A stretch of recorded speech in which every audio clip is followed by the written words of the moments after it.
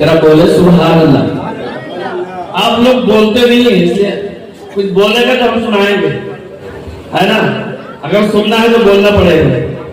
हाँ, वरना हमारे लोग भाई पीछे बैठे मोबाइल चला रहे है ना। हाँ, इसलिए हम सोच रहे थे कि बहुत कुछ पढ़ेंगे पर वक्त नहीं है। आइए शेर सुने जरा मोहब्बत से हुसैनी बोले सुभान अल्लाह। हमारे उत्तम बाबा मीनाई आज होते तो क्या बात होती है कि नहीं। अल्लाह ताला के कमरों में रहमत नूर की बारिश अता फरमाए, आमीन तो बोल दे। आइए शेर सुने, मोहब्बत से बोल दे या हुसैन, लगा के हाथों उठाकर बोले या हुसैन। शेर समाज फरमाए वहां सा चमका मुफक पे जब